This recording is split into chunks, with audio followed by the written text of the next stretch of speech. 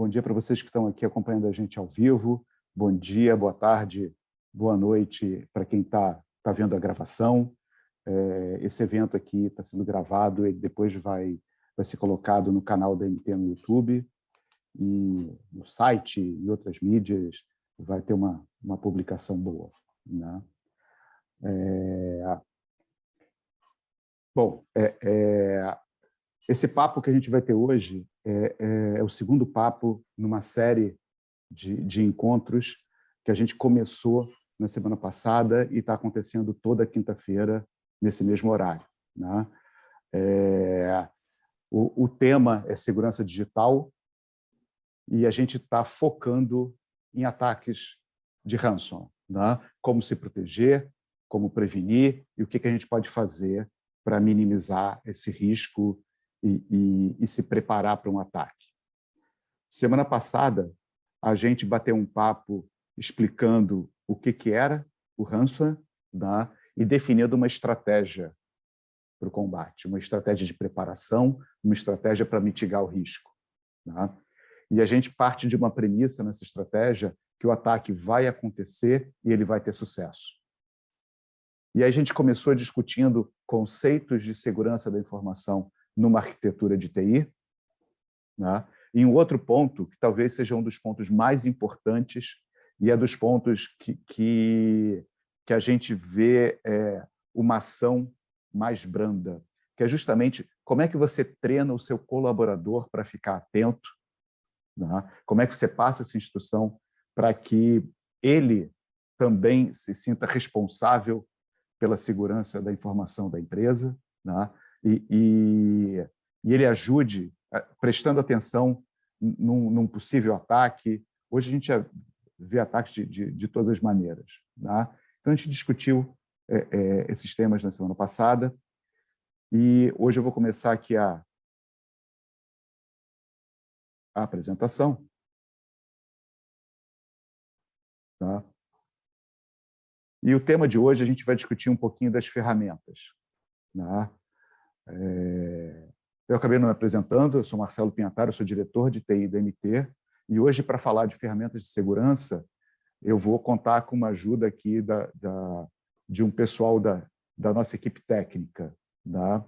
Então, a gente tem o Fábio Fontana, né, que é um arquiteto de soluções com muita experiência nessa área de segurança. A gente tem a Tainara Paixão e o Rogério Pousada, que também trabalham conosco há muito tempo, com grande experiência nessas ferramentas, e a gente vai dividir um pouquinho, né, do que a gente vê acontecer no mercado, do que a gente está vendo com os clientes e da forma como a gente tem trabalhado. Semana que vem, a gente vai falar sobre configuração de ambiente e o que a gente chama de hardening, né? Que é você deixar a configuração mais apertada possível, de forma que você mitigue ainda mais esses riscos.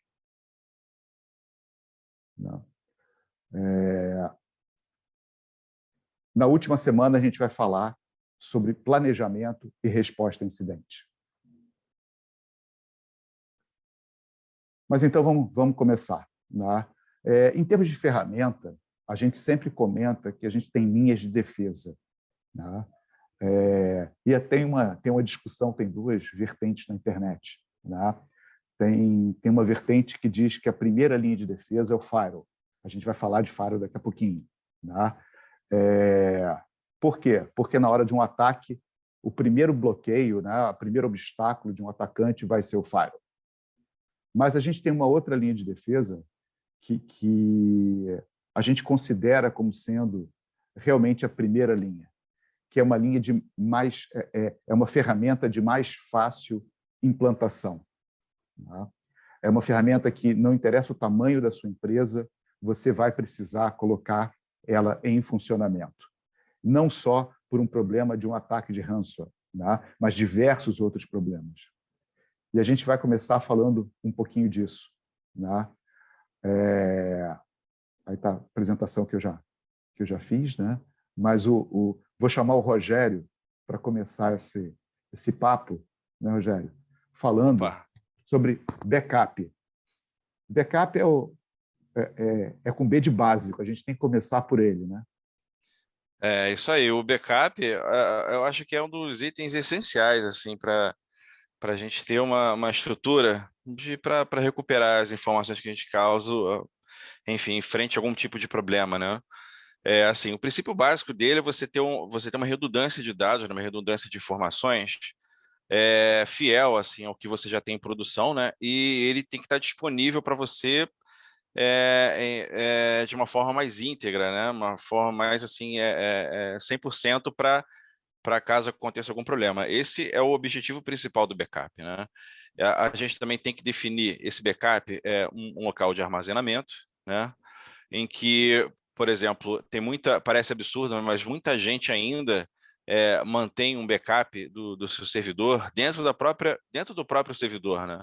Então, se aquele barco afunda e tá todo mundo lá junto, né? Então, certamente todo mundo vai embora junto, né? Então, A gente já é, pegou muito caso assim, né? isso, exato. E a gente tem que definir isso, tem que ter uma estrutura de backup assim bem arrumada, né? Uma topologia bem ajustada para nem mesmo estar na mesma rede do que a sua estrutura principal, né? Porque em caso de ransomware, ele pode vir a pegar toda a sua estrutura de rede e contaminar todos os seus servidores e ainda levar o backup junto, né? Tornando tudo irrecuperável, né? E assim, definir uma frequência de execução, verificar o quanto tempo você precisa desses backups, né, do rotacionamento dele, né, a retenção da salvaguarda, né, fazer um tempo verificar um tempo, né, fazer uma simulação da sua recuperação dessas informações, fazer assim, programar testes, olha, quanto tempo será que eu vou conseguir recuperar esse servidor que tem 100 gigas de consumo de uso, né, de consumo de espaço, né, quanto tempo isso vai levar, se vai levar 2 horas, tem que fazer um cálculo para a gente ter uma ideia de quanto tempo isso vai ser definido para, sei lá, 5 servidores, 10 servidores simultaneamente, e por aí vai. Pode passar, Marcelo. É, não, mas espera aí, agora eu acho que tem uma outra coisa também que a gente tem que chamar a Sim, atenção, Rogério, que é o seguinte: você não precisa ter uma estrutura de backup extremamente evoluída, mas o que você precisa é guardar a informação que é prioridade dentro da sua empresa. sim, Né? Quando a gente faz a política, a primeira coisa é o que você vai guardar de backup. Você pode querer guardar tudo, ótimo, se você tiver condição de guardar tudo, é maravilhoso. Né? Mas, por exemplo, você está guardando um servidor de aplicação que só, que só vai mudar uma vez a cada mês. Você não sim. precisa fazer backup de hora em hora. Ah, não, mas eu tô fazendo um backup do meu banco de dados e eu tenho uma atividade muito intensa nele. Né? Talvez você Uhum, precise pegar o backup daquelas tabelas de hora em hora. isso. Então, o que é crítico para a empresa? Né? A gente comentou um pouquinho disso na semana passada, que é ver os riscos, ver o que é importante para a área de negócio. Né? E isso influencia no backup também. Uhum. É isso aí, Marcelo. Ter ideia do que é o essencial para a sua equipe é primordial. Perfeito. Né? Mas aí você fez uma política. Né? Sim. É, é, você já sabe o que você está guardando, de quanto em quanto tempo você está guardando, né? Onde você está guardando é importantíssimo, como você disse. Isso. Né? E aí você agora você já tem a política definida, você já sabe o que você precisa fazer. Né? E aí É, você tem vários tipos de ferramenta. agora você tem que definir qual ferramenta que você vai utilizar, né? Como assim uma ferramenta? Existem várias formas de você fazer um backup. Existem diversas formas de você realizar isso, tá? E muitas delas seguem esse padrão que a gente vai falar agora, que, por exemplo, você pode fazer um backup granular, né?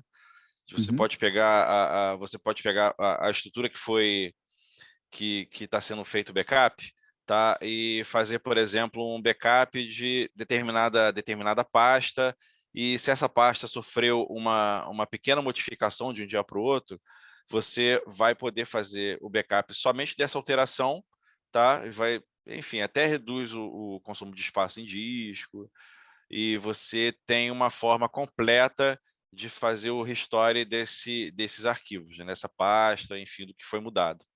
Tá? Um backup granular, né? Você não precisa fazer a recuperação do servidor inteiro Uhum.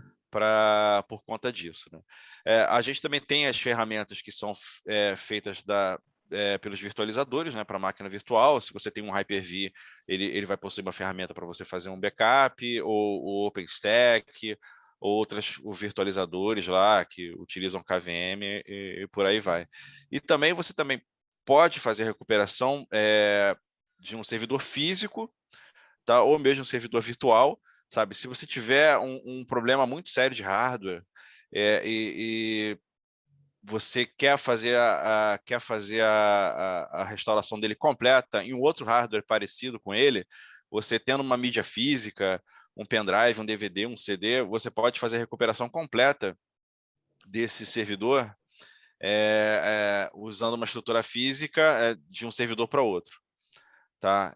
Além disso, você tem ferramentas de backup específicos, que você pode fazer um backup do seu SQL da Microsoft, do Oracle, do MySQL, Postgre mesmo, e também fazer backup através dos virtualizadores, só que de uma forma diferente, fazendo snapshots, com uma determinada frequência, e isso é uma ferramenta de backup também bem importante. Ah, legal. No fundo, para você, a política, né, como um todo de backup, na hora que você faz, você define os objetivos. Né? O que é importante para a empresa? O que você vai salvar? Né? De quanto tempo você vai salvar? Ou seja, o objetivo de... quando você define a frequência do backup, você está pensando o seguinte: se eu perder tudo, né, quanto que eu me permito perder de informação? É óbvio, é aquele período da frequência. Né? Se eu faço backup uma vez por dia, talvez você perca um dia da informação. Né? Se eu faço backup de hora em hora, talvez você perca uma hora de informação. Então, primeiro é esse objetivo. E você vai escolher a ferramenta de acordo com o objetivo. Tem que ver qual o seu foco, né? Será que é interessante você fazer um backup bare metal e ter a recuperação do seu sistema em 2 horas? Ou já te atende a necessidade de só fazer um backup de uma pasta, de um determinado arquivo, ou só da aplicação, ou só da base de dados para subir em outro servidor, né? E por aí vai. Por isso, gente, e aí reforçando isso também, a decisão da política de backup não é uma decisão exclusivamente da área de TI. A área de negócios tem que ser consultada também, tá? Para ver o que você vai precisar fazer de backup. Né? Você escolhe a ferramenta e aí você vai ter uma ideia do investimento que você vai ter que fazer para ter esse backup. Né? Você pode ter uma necessidade de só salvar um arquivo. Né? O seu negócio todo está dentro de um arquivo. Você tem um negócio que não é grande, que não tem tantos sistemas de TI, você vai colocar um pendrive na máquina e vai guardar aquele arquivo. Ok. Mas você tem que ver o que ele atende. Isso aí. Né? Mas essa é a primeira linha. Por quê? Porque você pode fazer um investimento altíssimo, pode ter rotinas completamente automatizadas, você pode ter um backup manual, né? Mas você precisa ter um backup. E um backup que atenda o objetivo da empresa. Né? Perfeito, Marcelo. Por isso que a gente diz aqui, a gente reforça muito que backup é a primeira linha de defesa. Né? Todo mundo vai conseguir montar algum e você protege a sua informação. Mas quando a gente fala de ransomware, né, a gente não pensa só na recuperação, né? A gente não pensa só no backup. Tem a primeira ferramenta que todo mundo pensa. Né? E aí eu vou pedir para a Tainara falar um pouquinho para a gente como é que essa história do antivírus, quais são as funções que tem o antivírus, como é que ele evoluiu. Opa, bom dia. Antes de a gente falar um pouco das funções do antivírus, é interessante a gente falar a evolução do antivírus. O primeiro vírus da história foi criado em mais ou menos 1981. E o primeiro antivírus foi criado em 83 como versão experimental. Para a época, isso foi uma grande inovação. Por quê? Qual era a inovação dele? Ele fazia de forma automática, ele removia os malwares de forma automática, coisa que antes demorava horas para o setor de TI. No início, o foco dos vírus era a duplicação de arquivos. Ele duplicava tanto os arquivos que ele onerava o sistema operacional e travava a máquina. Com o tempo, o vírus mudou o foco, então o antivírus também acabou se atualizando. Então, quais são as funções do antivírus que evoluiu nesse tempo? Primeiro seria a varredura de códigos. A varredura, ele faz a varredura tanto de arquivos locais, quanto de download, quanto mídias removíveis. Além disso, seria também a proteção remota. Seria o seu cliente em um local e você fazendo essa verificação fora desse local. O antivírus está rodando em outra máquina, né? Exatamente. Ele acessa remotamente. Exatamente. Também tem os filtros e bloqueios de URL. Isso daí é interessante, como o Marcelo falou anteriormente. Você tem que ver o negócio da sua empresa. Por exemplo, é interessante, às vezes, dividir por marketing e setor financeiro. Normalmente, o marketing acessa mais sites, já o setor financeiro é mais restrito. Então, é legal verificar esse nível de filtro e bloqueio das URLs. Além disso, também tem a varredura automática do tráfego de rede, a análise de e-mail, anti-malware, mas como o Marcelo falou no início, essa apresentação tem um foco verificar ransom. Então, a gente vai dar uma prioridade um pouco maior nos dois últimos tópicos, seria o dia zero e o EDR. A gente pode passar? O que seria dia zero? Dia zero seria vulnerabilidade do dia zero, seria uma vulnerabilidade desconhecida pelo fabricante, porém de conhecimento do hacker.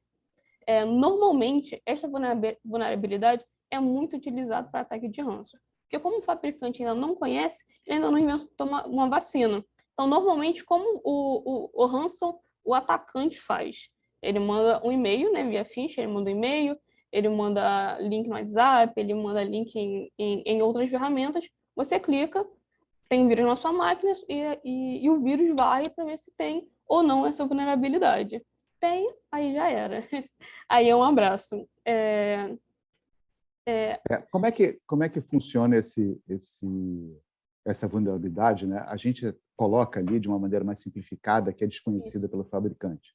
Mas muitas vezes o fabricante acabou de saber dela também. Exatamente. E está correndo atrás, mas não tem um patch, né? Não tem aquela atualização do Windows que proteja o Windows. Exatamente, ainda não. Normalmente, igual aconteceu com a WannaCry, um tempinho depois a Microsoft ela fez uma publicação, fez o patch, mas nesse momento ainda não existe o patch, por isso que normalmente é o foco do ataque ransomware. Pode falar. Eu lembro da primeira vez que eu vi um caso de vulnerabilidade dia zero, a gente não usava esse termo na época, né? Foi em 1900 e qualquer coisa. 1990 e qualquer coisa, já tem muito tempo. Mas foi num congresso de segurança em que o cara disse, né, numa apresentação, que tinha feito assim, discutiu como é que ele tinha feito, e disse que ele estava completamente imune a ataques. Né? Mas aí teve o cara que disse, vou provar que não existe essa imunidade completa. Né? Ele conseguiu... Teve alguma coisa assim do tipo, só vão conseguir invadir a minha rede se for pela impressora. Tá? E o cara descobriu uma vulnerabilidade no spool de impressão do Windows. Né? Que a Microsoft, depois que isso foi público, instalou uma atualização e pronto, acabou com a vulnerabilidade. Exatamente. Mas enquanto você tiver um sistema conectado na internet com tanta funcionalidade como a gente tem hoje, os sistemas vão estar sempre... Né? Sempre vai estar aparecendo uma vulnerabilidade de dia zero. E como é que você protege, Tainara? Exatamente. Aí a gente tem um sistema de proteção de dia zero. Normalmente, o que o antivírus faz? Ele identifica anomalia e possíveis ações maliciosas e ele também utiliza inteligência artificial e machine learning. Vamos dar um exemplo, por exemplo, cartão de crédito. Todo mês você gasta R$100 e do nada você começa a gastar 5 mil, 10 mil, 15 mil. Normalmente, o fornecedor, né, o banco, ele vai notificar, olha, tem alguma coisa estranha. Você normalmente não utiliza tanto, não tem um uso tão alto, e do nada você começou a usar em sequência valores muito altos. É mais ou menos isso que o antivírus faz. E agora a gente também falando, é interessante também para proteger contra o dia zero foi o que o Marcelo falou. Primeiro, manter o software interno sempre atualizados. Também nessas máquinas que utilizam para trabalhar, apenas aplicativos essenciais. Por exemplo, se você não trabalha na Netflix, não ter Netflix, não acessar o YouTube e etc. Também é um papel essencial, seria a utilização do Faro. Engenharia social também é importante educar os usuários, não clicar qualquer link que é recebido por e-mail, e a utilização de software de antivírus. Tainara, só para a gente falar um pouquinho, né? Você está falando ali de que usa técnica de inteligência artificial e aprendizado de máquina, né? Como é que isso funciona? Isso, na verdade, é igualzinho que você falou do cartão de crédito, né? O antivírus ele vai ficar na máquina aprendendo o que é normal da máquina e vai criar um padrão. Tá? Então, depois de um certo tempo, ele consegue identificar uma coisa que é fora do padrão. Exatamente. Né? Isso pode ser banda, pode ser arquivo, pode ser etc. N fatores. E esse foi o dia zero. Isso. Seguindo aqui, a gente tem um outro conceito dos antivírus modernos. Isso. O EDR. A tradução ficaria em detecção e resposta de endpoint. O EDR seria que é chamado o próximo nível do antivírus. O que ele faz? Ele utiliza múltiplas técnicas de segurança, e isso inclui inteligência artificial e aprendizagem de máquina novamente. Qual a diferença do EDR, por exemplo, antivírus tradicional? O EDR, ele analisa, por exemplo, malware sem arquivo, que está rodando, por exemplo, em memória, coisa que o antivírus tradicional não faz. Ele também verifica malware que tem autorregeneração, ele faz análise de risco, como eu falei anteriormente, ele usa inteligência artificial, ele faz também o controle de atualizações. Vamos lembrar aqui, toda vez que acontece uma vulnerabilidade e o fornecedor sabe, ele publica uma atualização. Então, é importante os seus servidores estarem sempre atualizados. E fora isso, seria o controle de tráfego em tempo real.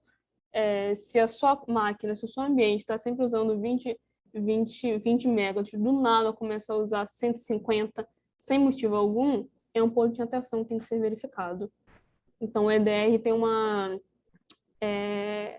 faz uma verificação um pouco mais funda do que o antivírus comum. Mais detalhada, né? Exatamente, mais detalhada do que o antivírus comum. Ele controla a atualização do sistema operacional também? Sim. Então, é mais do que simplesmente a atualização do conhecimento dele, né? Da base de conhecimento dele, dos sistemas que estão instalados na máquina. Mas aí a gente está vendo muita função, né? Então, agora, como é que você escolhe? Isso. Quais são os pontos importantes para você escolher um antivírus para sua infraestrutura? Nós separamos 5 tópicos que nós achamos que seja extremamente relevante. O primeiro seria o fabricante. É interessante sempre contratar, né, escolher um antivírus que tenha conhecimento no mercado. Aí a gente faz até um tópico, por exemplo, a gente fez o download de um antivírus que ninguém conhece, que está na internet, etc. Talvez aquele próprio antivírus possa vir com fichas, já que você não conhece, é gratuito, não tem muitas informações. Isso é importantíssimo, né? Existem ataques, inclusive de ransomware, que são de antivírus gratuitos. Exatamente. Desconhecidos. Você tem um site com a publicação de um antivírus lá gratuito que vai te dar uma proteção ótima e, no fundo, ele é o vírus.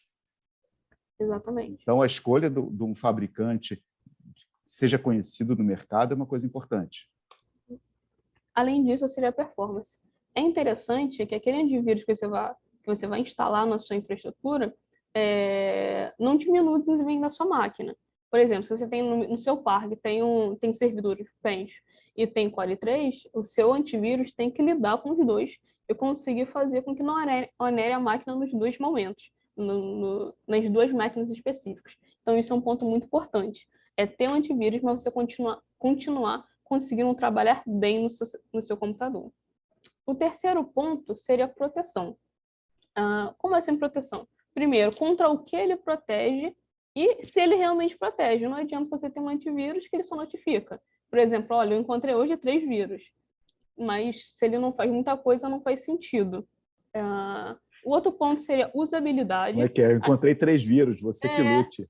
Exatamente. Não fez nada, ele só identificou. Então, para você não seria tão relevante assim. E usabilidade. A usabilidade tem 2 viés. Primeiro, seria a usabilidade do cliente. Então, por exemplo, se eu tenho um antivírus e o meu cliente tem que desativar o antivírus para fazer qualquer ação interna, cotidiana dele, você tem um problema. Então, aquele antivírus ou não tá configurado direito, ou a usabilidade dele é ruim. Então, esse é um ponto que tem que ser levantado. E o segundo ponto seria a usabilidade do suporte que está tratando. Se o seu antivírus você não consegue criar perfis diferentes, vamos colocar o exemplo novamente da equipe de marketing, equipe financeira ou equipe de suporte. São níveis diferentes, são acessos diferentes, então é interessante que tenha essa usabilidade também para o suporte, para ele definir de forma melhor como a empresa, como é usado internamente. E o último ponto também importante seria o laboratório nacional. Como assim laboratório nacional? É legal ter o laboratório no país, porque, por exemplo, é importante que tenha atenção para possíveis golpes específicos no país. Vamos colocar, por exemplo, o FGTS, INSS e o Imposto de Renda.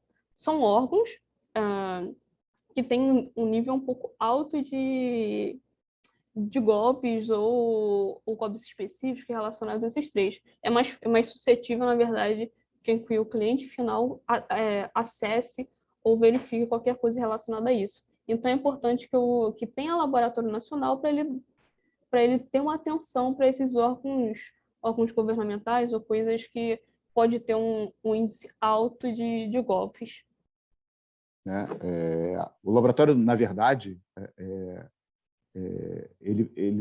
o laboratório de pesquisa dele tem que envolver, né, esses tipos de golpe. Exatamente, golpes específicos do país. Por exemplo, o FGTS tem no Brasil, mas não tem, sei lá, em outro país. Então, não tem, interessante. só tem no Brasil. Exatamente. Então, né? É importante... Cada um, porque os ataques eles vêm com padrões, e você tem padrões muito específicos. Quanto mais rápido, né, a sua ferramenta identificar aquele padrão de ataque, mais rápido ela vai proteger. Exatamente. Mas acho que a gente tem que deixar claro também que aqui a gente tem pontos que a gente leva em consideração na hora que a gente faz a escolha, a gente aconselha que as pessoas levem também. Mas não tem o ponto que seja mais importante e o ponto que seja menos importante. Eu acho que é o conjunto. Né? Exatamente. O antivírus que tiver mais pontinhos, seja... Como é que você... Oi? O antivírus que tiver mais pontinhos talvez seja o mais relevante para você, para a sua infraestrutura. Talvez seja o mais adequado, né? Exatamente. Mas como é que você escolhe isso? Como é que você descobre qual que é melhor, qual que é pior? Então, aí nós vamos para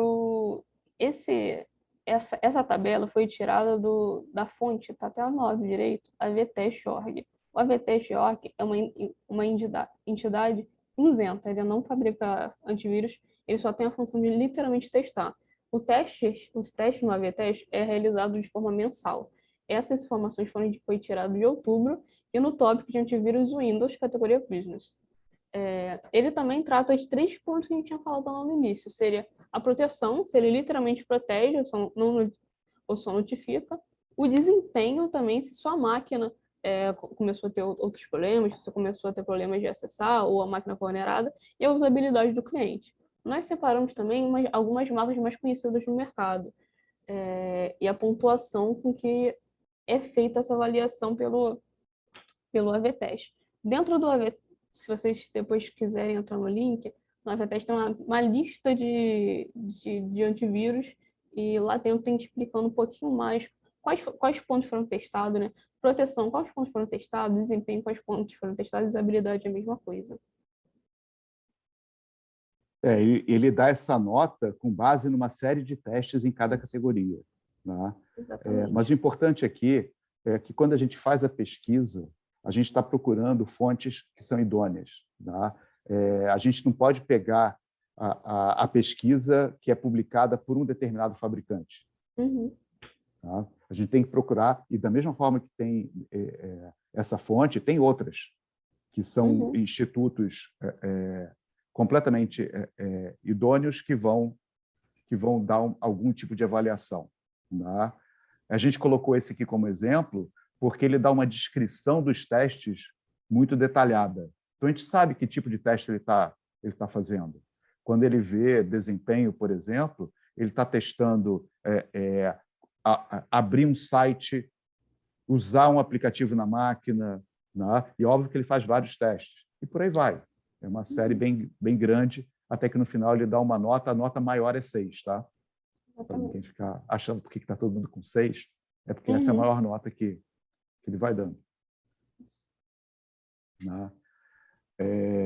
Mas aí a gente bateu, né, no antivírus, a gente conseguiu fechar ali a máquina tem um software que está protegendo, esse software pode ou não estar sendo controlado por uma gerência centralizada. Tá? É bom que você, na organização, tenha uma gerência de antivírus centralizada para acompanhar se o antivírus está rodando, está sendo atualizado, está encontrando alguma ameaça. Né? Mas aí a gente vai começar a proteger a organização como um todo, e o tráfego de rede, a borda. Né? E aí eu vou chamar o Fábio Fontana para bater um papinho com a gente aqui sobre antivírus.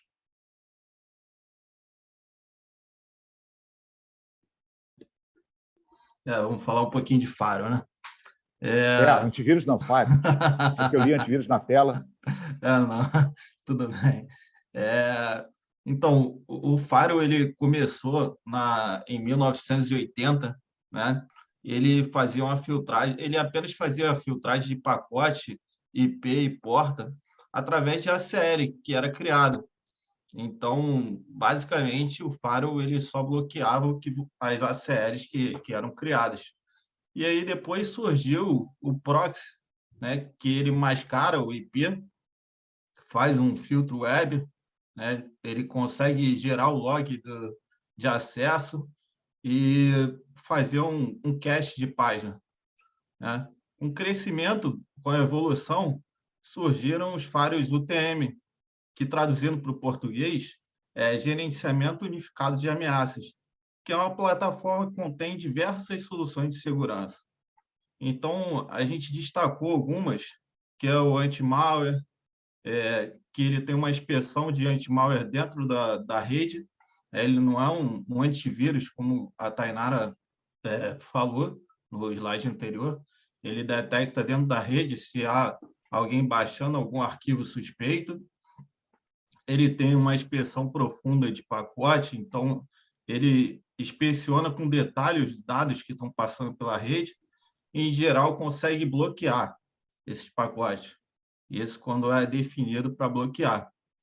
E aí a gente tem o surgimento aí do firewall NGFW, que é a nova geração de firewall, que ele contém que ele contém todas as soluções que o UTM tem, e ele tem um a mais que ele consegue bloquear o tráfego com base nos aplicativos que estão passando pela rede. E ele tem uma inteligência a mais que ele consegue visualizar isso. E ele tem atualização desses softwares para poder ter essa base, né? Ele tem essa atualização contínua dessa inteligência. Fábio, isso é muito parecido com a história do antivírus, né? Aqui Sim. a gente vê que, na medida que vai atualizando, o firewall antigamente ele era reativo, né? Você que colocava ali o que você queria bloquear, ele não tomava decisão nenhuma. Tá? Aí ele vai aumentando, ele vai colocando mais capacidade, ele vai se atualizando, ele vai pegando uma base de dados, por exemplo, do que é um vírus, do que é um spam, né? Para esse bloqueio ficar mais dinâmico. Né? E agora, no NG Firewall, você tem uma inteligência ali para bloquear e proteger ainda mais. Né? Sim, sim.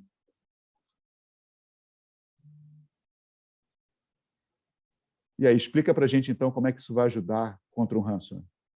Então, o Firewall ele monitora o pacote de entrada e saída, né? Você inspeciona o tráfego que está passando pela sua rede, e aí, com o monitoramento, a inspeção, aí você define a proteção, né, que ele vai fazer, se ele vai bloquear o que ele pegou ou não, você vai bloquear os elementos locais, os seus clientes remotos, como, por exemplo, o seu usuário está baixando um download, tá? E ele identificou que aquele download é suspeito. Então, ele monitorou, inspecionou que o arquivo é suspeito, e aí ele vai proteger de que forma? Ele vai bloquear e cancelar o seu download.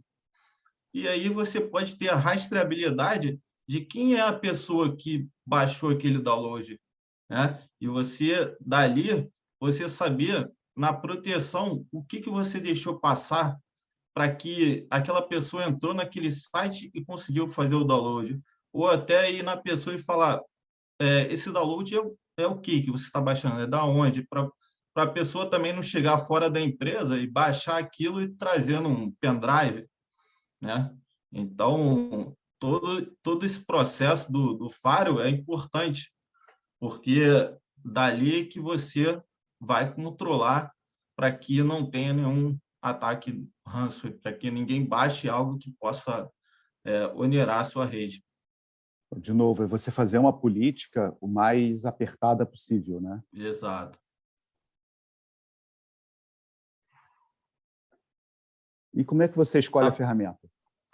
Então, primeiro, como na palestra anterior, o Célio reforçou lá na parte de soluções, você chegar e botar todo mundo dentro de uma salinha, uma sala, como ele falou, uma sala de guerra, né? Com fornecedores, todos envolvidos da empresa, mitigar quais são as falhas que tem hoje na empresa, ver com os fornecedores o que eles precisam de acesso dentro da empresa, quais são o que pode se bloquear, os riscos que podem correr, e aí mitigar tudo isso e aí formar para a gente poder saber qual é o firewall que pode usar.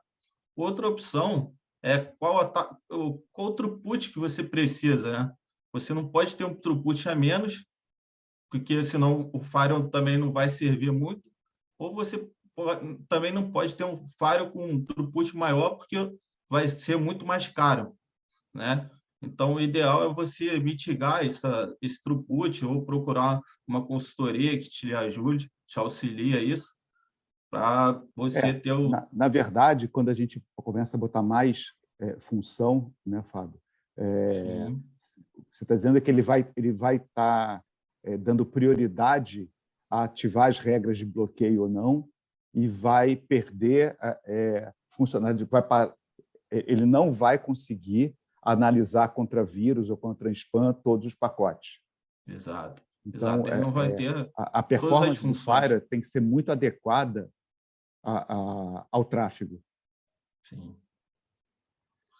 E aí, a última opção é quanto tempo você vai ter para implantar. Você vai conseguir implantar todas as funções que o Firewall necessita, ou você precisa de algo menos customizado, algo mais pronto.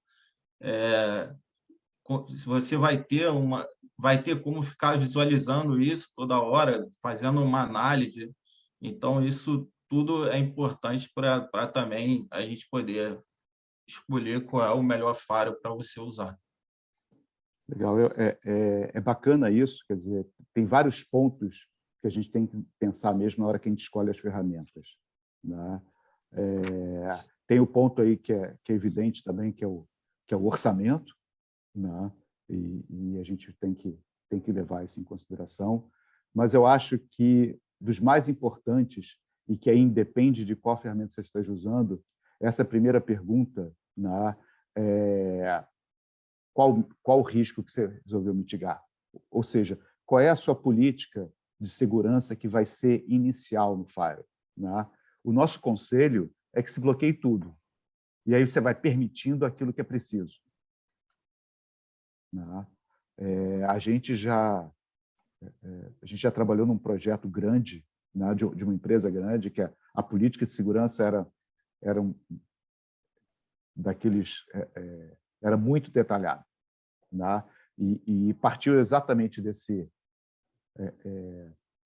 princípio. Vamos bloquear tudo que não está aqui sendo permitido. Então, a gente estava com a gestão de TI da empresa, né, fazendo o checklist. Isso pode? Ah, não, isso não pode. Isso pode, isso pode. E aí vai, né, um checklist gigantesco e a gestão de TI da empresa vendo as áreas de negócio internas, né? E na medida que eles iam vendo as áreas de negócio interna, procurando, iam trazendo para a gente construindo esse documento, né? A gente não estava nem mexendo no equipamento ainda, para depois a gente, na hora que botou em produção, fez os testes, né? Vamos virar, vamos botar a empresa inteira usando. Quando colocou, tinha esquecido uma área de negócio,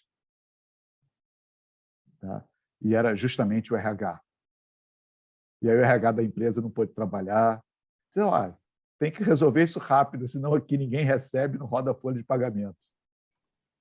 Né? Mas, de novo, por quê? Foi essa filosofia, esse é um tipo de coisa que vai acontecer, né? Mas o processo de você escolher o FAIRO, definir a política e fazer o seu projeto de implantação tem que ser do mais apertado para o mais frouxo, para você conseguir proteger ao máximo a sua organização, né?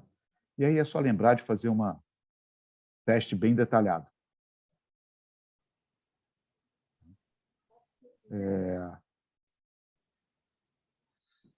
Mas aí a gente falou um pouquinho das boas práticas, mas o Fábio vai falar um pouquinho mais.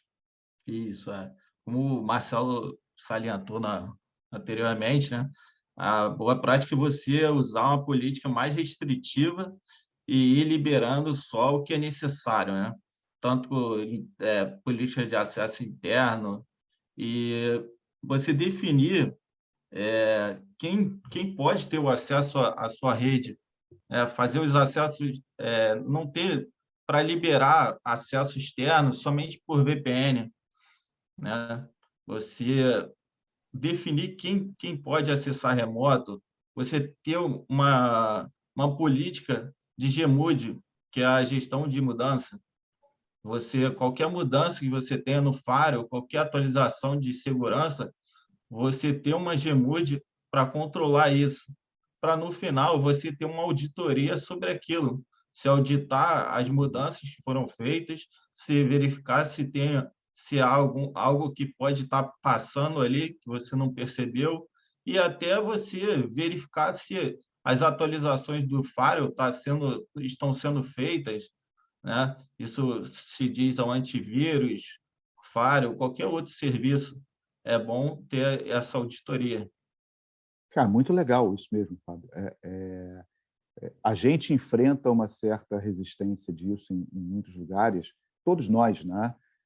Porque, não, você tem que fazer uma GMUD, por exemplo. A GMUD é uma documentação. Você começa trabalhando no papel, né? Você pensa naquilo que você vai fazer, você descreve e analisa os riscos, né? Pode parecer que é uma burocracia, mas não é. Isso vai ajudar que qualquer mudança tenha um impacto muito pequeno na operação, né? Que haja muito pouca surpresa. E a questão da auditoria, que vai ser baseada em toda a documentação que já foi feita, né? É importante também, até porque hoje a gente tem uma legislação cada vez definindo mais questões em termos de segurança, né? A gente tem a LGPD aí entrando, que pode exigir, no caso de um ataque, de uma violação de dados pessoais, né? O que você fez, o que você auditou, como é que era o seu procedimento, né, de manutenção. Então, são partes que parecem burocracia, mas não. São atividades muito importantes do dia a dia, né? Mas a gente viu essas políticas, né, para a configuração de um firewall, essas boas práticas.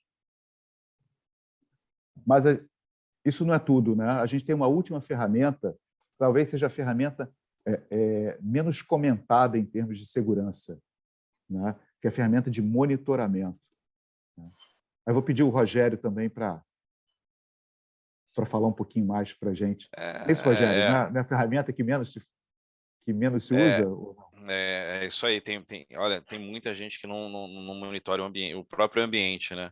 E assim, ninguém quer imprimir um documento importante e depois descobrir que a impressora não está funcionando, né? Ninguém, assim, você tem um site que é de uma escola e você está com uma matrícula agendada para determinado dia e você não quer ser pego de surpresa porque vai faltar recurso de CPU, de memória, entendeu? Então a gente tem que ter a proatividade no tratamento de alguns eventos, tá? Para evitar determinadas situações de disponibilidade e por aí vai, tá? A gente tem que ter nesse monitoramento análise de capacidade. A gente tem que identificar as vulnerabilidades que possam vir a ter numa aplicação ou no ambiente de trabalho que você tenha.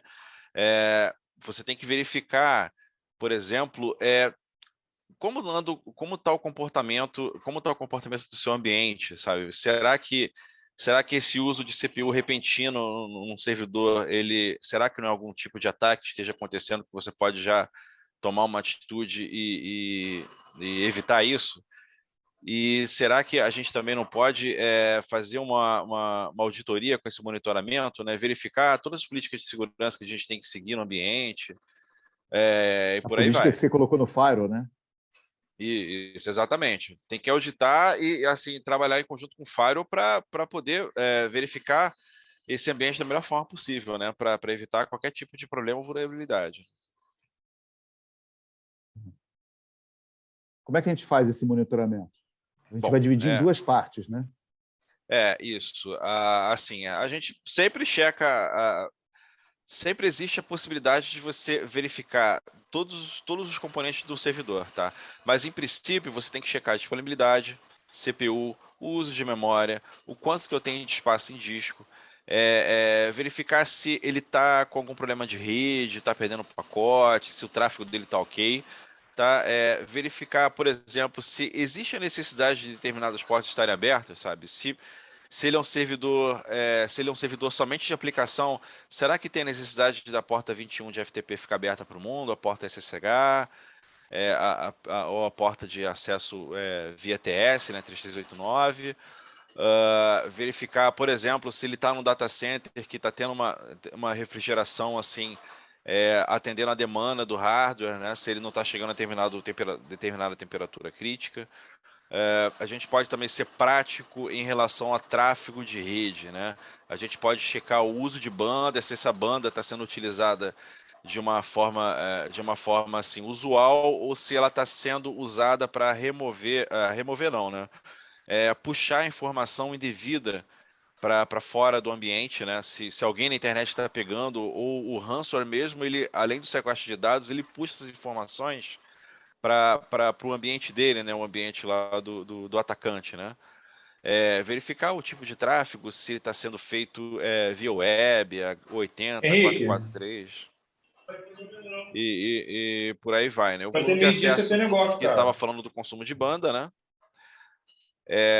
E também a origem e destino dos acessos, né? Será que esse site, o ambiente da pessoa, ele precisa estar disponível para o mundo? Se ele só determinados IPs, sabe? Se o acesso está sendo feito controlado via VPN. Checar se essa VPN está sendo monitorada, né? Se a gente está vendo o servidor de VPN levantando as portas, se as pessoas estão se conectando, né? E também levando a monitoria ao uso de aplicações e serviços, fazendo monitoramento deles, né? Controlando o número de usuários, disponibilidade de serviços, se o Apache lá do servidor está em pé, e o tempo de resposta das aplicações, né? Porque isso implica também no recurso de rede, né? Será que o volume de tráfego de rede está com consumo alto de banda? Será que está tendo uma transferência indevida no uso da aplicação? Se tem uma falha na aplicação que está permitindo as pessoas puxarem determinados arquivos, um volume grande de arquivos, ou ele está sendo usado para o tráfego indevido, né? E por aí vai. Pode passar, Marcelo. Não, espera aí, Rogério. Mas o que você estava falando aqui, eu acho que vai muito de encontro com o que a gente já tem falado com as outras ferramentas, né? O monitoramento é muito importante para identificar anomalias. Você consegue gerar os alertas em cima do monitoramento caso alguma coisa esteja saindo do normal, né? Isso. A gente viu que isso é o mais importante, né? A Tainara falou do dia zero. O dia zero, a gente está com uma questão ali que, no fundo, ela é diferente. Ela não está prevista. Se ela tivesse prevista, a gente já tinha uma atualização de sistema, uma atualização de antivírus, prevendo aquele ataque, né? Então, a gente tem que identificar as coisas que são anormais. A gente tem, na ferramenta de antivírus, a gente tem um aprendizado de máquina vendo o que tem ali de diferente para gerar o alerta, ou o bloqueio automático, isso vai depender da configuração, né? E aqui também, aqui você consegue fazer isso com base no monitoramento.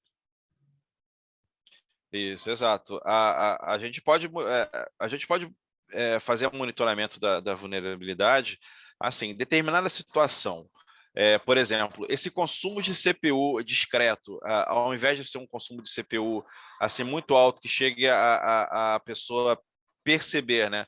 Porque existem muitas ferramentas de ransomware, por exemplo, que ela tem um comportamento para passar desapercebido, né? Já que ele entra dias antes e ele está fazendo o tratamento de encriptação dos arquivos, tá? Aí então a gente pode, por exemplo, a gente viu isso na semana passada, né? O ransomware antigamente era um agente de software que se espalhava onde ele conseguia, né? Então ele ficava muito mais visível. Hoje não. Hoje é operação humana. Então você tem o hacker lá dizendo agora vai para ali, agora vai para lá, e aí vai. Ele fica realmente mais escondido. Isso aí. Então a gente, por exemplo, pode pegar uma determinada alteração de hash no arquivo.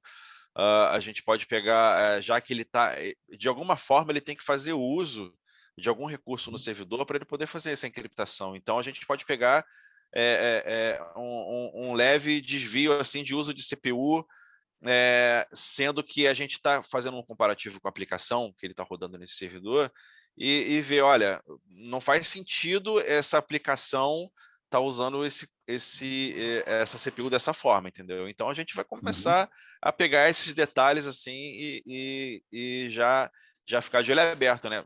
Será que o que está rodando lá no ransomware, será que essa porta aberta repentinamente que a gente está monitorando, que a gente pegou aqui, olha, a porta do servidor XXX, ela abriu agora. Por que ela abriu? Então a gente tem que pegar e fazer a verificação disso, né? Ver o que fez esse alerta acontecer, né? E com o alerta, você toma decisão, né? Um alerta pode, por exemplo, o Fábio sabe, né? O alerta pode mandar uma mensagem para o Firewall e fazer o bloqueio. O alerta pode acionar a equipe de TI, né? E aí você vai protegendo, tá? De novo, descobrir uma anomalia no sistema não é assim a tarefa só do antivírus, né? Ali é o conjunto todo. Você vai usar várias ferramentas de forma a proteger. São várias camadas, né, de proteção, né, que a gente tem que ter. Pois é. Isso aí. Exatamente isso. A gente falou dos recursos de TI, né? E como é que você faz um monitoramento de vulnerabilidade? Assim, muito do que eu já falei, né? Você checar determinados protocolos em relação ao que está sendo usado, aquela necessidade, né? Poxa, existem portas que estão abertas que de repente não tem necessidade, tá? Existem brechas feitas em aplicações que levantam determinadas portas e a pessoa pode simplesmente instalar uma aplicação de FTP, subir arquivos lá e executar o programa que faz a encriptação e pega todos os seus dados e faz o sequestro, né? Checar as configurações vulneráveis, será que está sendo feito a proteção devida via VPN?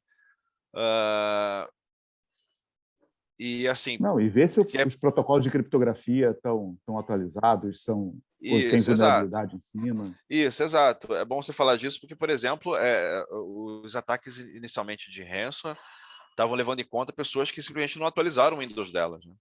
Aí se você tivesse um monitoramento proativo disso, porque tem muita gente que adia a atualização e deixa para 2, 3 meses depois, sendo que uma vulnerabilidade que foi divulgada há meses atrás e já poderia ter sido corrigida, né? Então a gente também tem que se preocupar com histórico, porque a gente já viu da Microsoft, né? E eu estou falando porque eu tenho um pouquinho mais de tempo no mercado, de ter uma atualização, você corria para atualizava o seu sistema e crashava ele, porque a atualização estava crashando o sistema. Então, isso é uma política que a gente via antigamente, de atrasar a atualização, né? Mas não eram atualizações de correção de bug, não era tanto atualizações de segurança. Antigamente Hoje, não. se pensava a atualização muito de segurança tem que ser feita rápida. Se pensava muito em aguardar os SP1, SP2 para fazer atualização, né? Entendeu? Hoje em dia, olha, deu alerta terça-feira, a Microsoft, terça-noite já tem que estar atualizando. Já tem que pensar nisso. Né? E por aí vai. Porque, de novo, você está fazendo a gestão do seu risco. É isso aí. Né? Mas aqui a gente tem uma outra forma. Né? Na hora que você está vendo a vulnerabilidade, você está vendo justamente se está atualizado ou não o sistema, e você também vê os serviços. Né? Por exemplo, você vê o seu banco de dados, se ele está com a atualização. Isso, a versão, você pode checar a versão, por exemplo, será que aquela versão no MySQL ela pode tomar um injection, né? Então você tem que checar a versão, fazer teste, você pode executar testes locais, né, com a ferramenta que você tiver de monitoramento, seja a Zabbix, New Relic, Nagios, enfim, e fazer esse tipo de verificação. Né? Não, legal. Eu acho que era isso que a gente tinha para apresentar hoje, né? Aí a gente está agora aberto aqui para conversar com vocês, para perguntas, respostas. Né? Eu vou interromper aqui o compartilhamento para a gente poder ver todo mundo. Né? Gente, hoje, nessa palestra de ferramentas, a gente passou uma ideia do que é possível com backup, com antivírus, com firewall, com monitoramento. Né? E agora a gente está aqui nesse bate-papo. Quem quiser perguntar alguma coisa. Bom dia, pessoal. Tudo bem? Bom dia, Samuel. Falando. Pessoal, eu só queria, na verdade, deixar uma complementação de informação quando a gente fala de antivírus, né? Na escolha do antivírus. Porque quando a gente está falando de segurança da informação, e a gente passou por isso há pouco tempo, a gente também fala não só atualização de Windows, mas de todos os softwares que estão pertinentes na máquina, tipo Adobe e outros mais, né? E tem ferramenta de antivírus que eles já gerenciam se esses softwares estão atualizados ou não, já embarcados já na ferramenta. E tem outros antivírus que eles te vendem isso como pacote à parte. Né?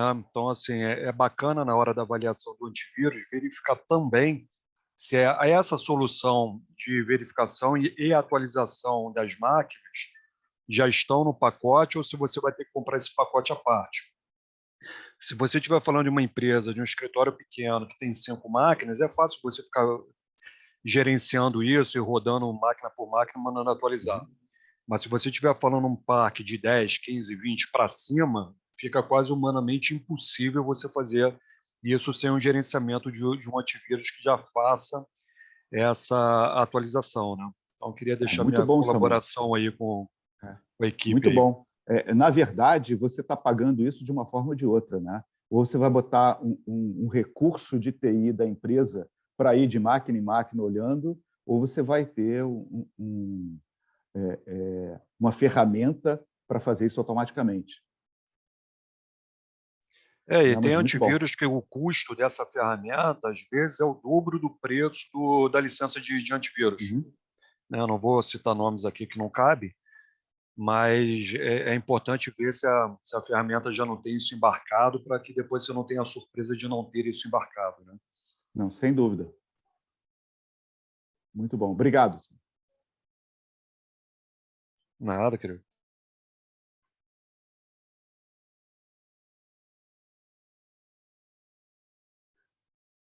Vamos lá, se alguém quiser mandar alguma pergunta no chat também.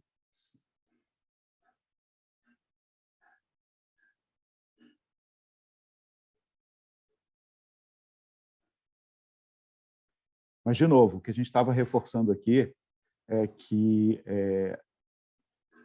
independente da escolha da ferramenta, quer dizer, as ferramentas são necessárias, a gente vai ter que escolher uma ou outra, né? Mas a gente tem que ter sempre a política que a gente vai conversar bastante na semana que vem, que é de hardening. O que é isso? Isso você bloqueia tudo que você tem que bloquear, impede tudo que você pode impedir, né? E você permite somente o necessário para o seu negócio. Né? Como a Tainara estava falando lá no início, quando ela estava falando de antivírus e dos bloqueios que o antivírus pode fazer, e você pode, dependendo da ferramenta de antivírus que você use, você pode gerenciar perfis de uma forma centralizada. Né? Ah, não, o departamento de marketing tem que acessar o Facebook, o departamento de produção, né, não precisa. Então, você vai deixando os acessos somente para aquilo que a área de negócio está precisando. E essa é a filosofia que vale para todo o resto da configuração. E a outra parte importante é como é que você configura para identificar as anomalias.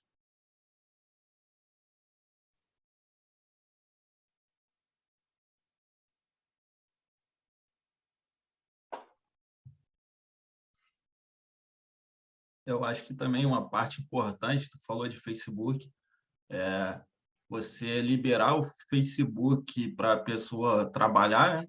Mas ele bloquear jogos que tem dentro do Facebook, bloquear coisas que tem dentro do Facebook.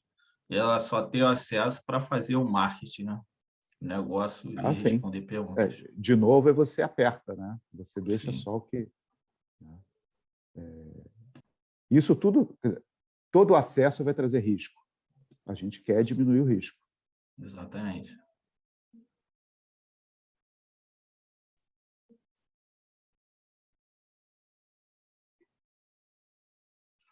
E aí, como o Rogério estava falando, você monitora, vê quem é que está acessando o Facebook, e aí você audita, porque sabe que só quem está acessando é quem está podendo acessar. E aí você auditou a sua política do Firewall. Bom dia, Marcelo. Bom dia. O Edson aqui do Mosteiro de São Bento. Oi, Edson, tudo bom? Tudo bem. Eu peguei, na hora que a Tainara estava falando, aí a questão sobre o RH, que às vezes acontece algumas coisas, de bloquear, né? De bloqueio de acesso e tudo mais. Uma experiência aqui, eu creio que todos devem ter passado já, quanto acesso a essas ferramentas aí do governo, e-social e tudo mais. Na minha visão, eu acho que, não sei se é alguma porta específica ou até ver com certificado digital, né? Qual a melhor forma de tratar isso? Que antivírus, firewall, e o pessoal acha que é a gente que está bloqueando o tempo todo. Qual a melhor forma de tratar isso? Eu acho que a melhor forma, se você está precisando implementar uma coisa nova, né, você tem o seu ambiente rodando lá, seu ambiente está em produção.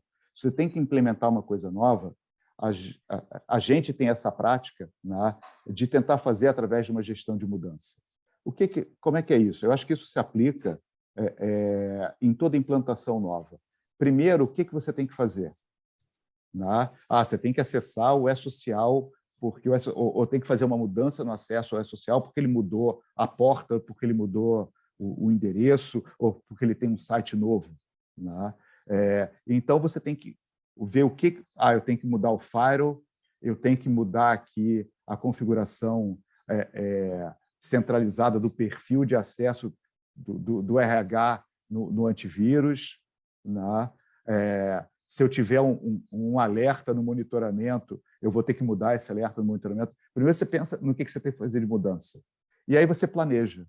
Eu vou fazer isso, isso e isso, e eu vou testar dessa maneira. Né? As pessoas, de uma forma geral, elas pensam, planejam, elas fazem a mudança, e o que a gente vê de dia a dia, que às vezes tem uma ou outra ponto que ficou aquém do que deveria, é na rotina de teste. Né? A validação tem que ser sempre com o seu usuário final. Então, se você está você está mexendo com uma determinada área de negócio, chega para o negócio, olha, eu preciso de uma ajuda de vocês. Né? Eu vou te ajudar, mas eu preciso que você me ajude. Eu preciso homologar a mudança. E aí você coloca, quem é que vai testar aqui junto comigo? Quem é que eu ligo para pedir para testar? E aí você faz esse teste com alguém que está acostumado com aquele dia a dia. Aí, Marcelo, porque muitas vezes... Oi, fala, desculpa. Tânia.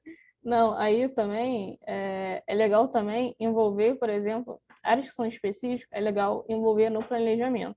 Por exemplo, vai lá na mesa da pessoa, quais sites você normalmente usa? É esse?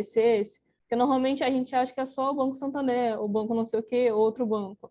É legal que essa pessoa indique, não, a gente faz o acesso normalmente para esses lugares. É legal envolver essa pessoa no planejamento, que às vezes a gente acaba esquecendo um site ou outro que a gente acredita que a pessoa não usa. Então é legal envolver essa área nesse planejamento. Não só no teste, mas também no planejamento. Que aí pelo menos evita ter problemas futuros. A gente já viu isso também, aquele famoso esqueci isso na hora que a pessoa vai validar a gerência o documento de mudança, né? Esqueci isso. Eu vou contar um caso para vocês, eu não vou contar o santo, né? Mas a gente fez um projeto, que era um projeto justamente de Firewall, né? Quando a gente apresentou o projeto de Firewall, o esquecia que a pessoa tinha esquecido um data center. A gente não sabia, eles usavam o data center e a pessoa lá tinha esquecido. Espera aí, não pode isso não, eu esqueci o data center, não sei de onde. Então, acontece muito. Né? Por isso que, se você parte direto, a gente desaconselha, né? Se você parte direto para fazer na área de produção, né? Você está fazendo com aquela informação que você tinha. Aí você faz e o negócio não funciona porque alguém esqueceu alguma coisa. Aí só também o último teste, a última coisa que normalmente a gente faz também, tentar segmentar os testes, tentar não colocar em produção de uma forma generalizada, separa uma pessoa, deixa ela usando um dia, funcionou, aí você replica para a empresa inteira, ou para aquela área, né, responsável.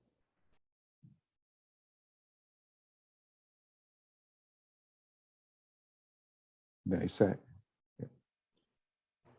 é bem importante. Né?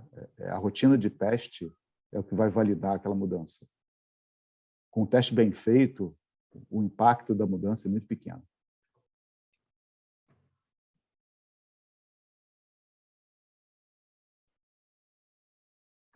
Mas bem legal a sua pergunta. Obrigado.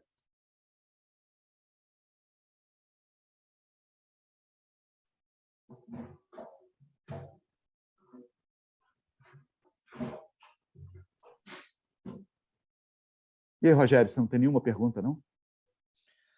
Eu quero responder as perguntas.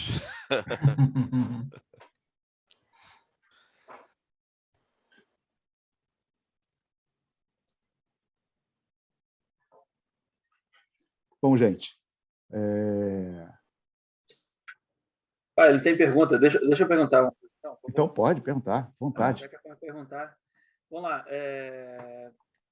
Firewall Open Source. Exemplo que eu conheço aqui. Há uma diferença grande no nível de segurança entre um Open Source e um firewall proprietário. Fábio, vou deixar com você. Opa! Então, o firewall open source é aquele firewall que você vai definir as regras, né? Ele não tem um laboratório que ele vai vai atualizar teu firewall com a tua licença que você tem e vai te trazer inteligência de poder, o firewall mesmo poder bloquear aquilo que já está dentro dele. Então, o Firewall Open Source, tu vai criar as regras. O Firewall, no caso, uma UTM ou um Firewall mais avançado, você vai ter tudo aquilo dentro da caixa que vai atualizar automático. Então, as regras vão criando de acordo com a atualização que você tem dentro do laboratório do fabricante. Vai ter O fabricante, inteligência, né? a inteligência. Então, ele vai...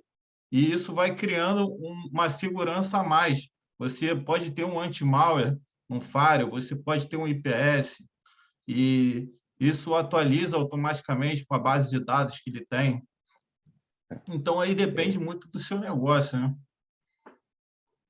A análise tem que levar em consideração que você pode botar um IPS open source, gratuito, dentro do seu firewall, né? Mas ele vai ser tão eficiente quanto um outro IPS dentro de um firewall licenciado não gratuito. E tem que levar em conta também o suporte, né? Se ele vai ter um devido suporte, né? Quando a gente precisar de uma emergência, né? Se a gente vai ter como acionar os especialistas, os responsáveis, enfim, que para ajudar a determinar a demanda, né? Porque sempre tem a hora do sufoco e no open source não vai ter aquela galera especializada para te ajudar na hora, dependendo da ferramenta. A MT é muito agnóstica em termos de tecnologia, né? Então, a gente faz gestão, a gente tem pessoal capacitado em vários tipos de firewall diferentes, né? Eu vou dar um caso aqui de um nome que é conhecido, que é da Checkpoint. A gente estava com um problema num firewall Checkpoint, né? Que a gente estava lidando com suporte de 4º nível no Canadá. Eles desenvolveram uma correção para aquele problema que estava numa caixa, né, que estava sendo gerenciada pela gente. A gente fez essa intermediação.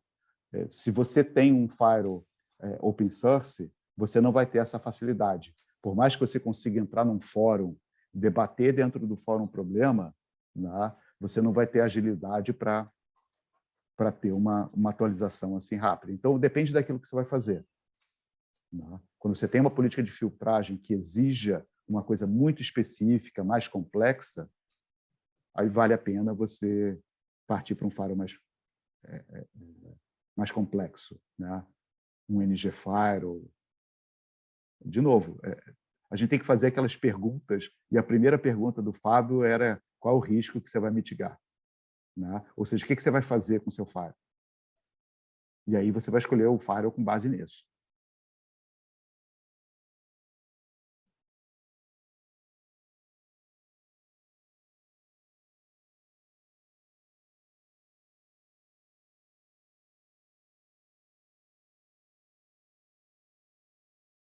O Rafael está mandando aqui uma pergunta no chat. Pode escrever, Rafael.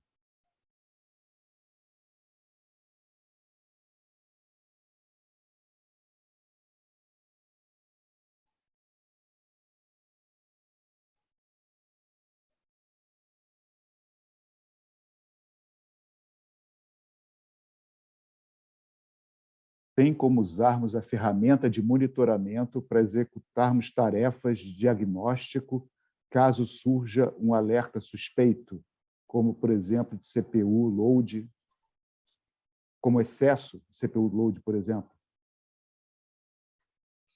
Rogério? Sim, tem sim. Rafael, o que você pode definir, por exemplo, é determinar uma ação. Por exemplo, tem a ferramenta muito conhecida que é o Zabbix. Você pode, por exemplo, fazer a monitoria desse CPU, tá? E quando tiver um load alto de CPU em determinada situação, um load acima de 10, entendeu? Se o servidor tiver 1 ou 2 CPUs, você pode fazer o seguinte: você pode determinar uma ação para que mostre para você o que está gerando esse load alto, tá? Qual o processo que está executando essa tarefa de load alto, tá? E ele pode identificar isso para você. Ele executar um script que dispara o e-mail e te manda um e-mail com essa informação. Olha, o top do CPU está mostrando que é esse processo aqui que está onerando o servidor como um todo, né? Rogério, aí eu vou fazer a pergunta, né? Essa é a mesma configuração que você pode gerar uma... Ele está perguntando aqui se poderia disparar o antivírus no host para fazer um scan. Eu acho que, nesse caso, aí depende muito da proatividade do antivírus, né? Se ele está fazendo um check em tempo real, se ele tá, porque ele também tem que fazer a parte dele de verificar o que está acontecendo, né? De fazer aquela checagem de exploit, se for uma aplicação, por aí vai. O que eu estava perguntando, que esse tipo de alerta vai interagir com outros sistemas, né? Que é um pouquinho isso que o Rafael perguntou aqui no chat. Mas no caso de esse alerta, ele pode comunicar ao Firewall para fazer um bloqueio. Sim, então, exato. você pode programar essas ações. Isso, exato. Você pode determinar que uma ação faça isso no Firewall, por exemplo. Tá? Você pode programar, assim, ele vai ter uma forma de filtrar pelo alarme, né? E dependendo do alarme que for, ele vai gerar essa tarefa, né? Essa ação para ele executar, para já tomar uma atitude de segurar o que está acontecendo. Isso é uma comunicação entre dois sistemas. E aí, respondendo um pouquinho para o Rafael, quer dizer, tem um sistema que está mandando a ação e tem um sistema que está recebendo, seja o firewall, seja o antivírus. Então, a gente tem que ver na configuração se isso é possível. Se com aqueles dois sistemas que você tem em uso, Rafael, você consegue fazer isso.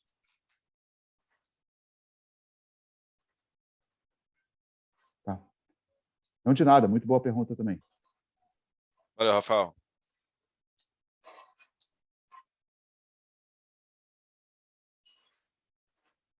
Pessoal, estamos chegando aqui no final da nossa hora.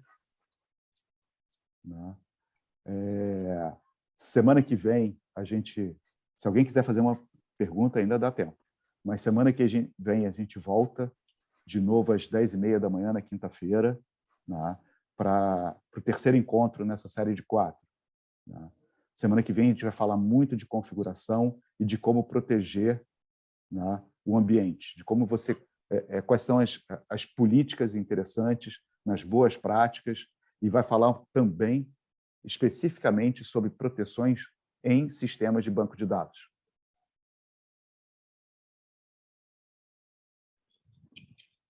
Em nome do TI Rio, eu quero agradecer a MT pela palestra, foi muito produtiva, muito interessante. Quero agradecer a parceria, agradecer a todos que estão aqui presentes também, tá bom? Obrigada, gente. Obrigada, Lilian. Obrigada a você. Obrigado, Valeu, TI Lilian, pela oportunidade. Obrigado, Lilian. Gente, muito obrigado. Até semana que vem. Obrigado pelo tempo aí.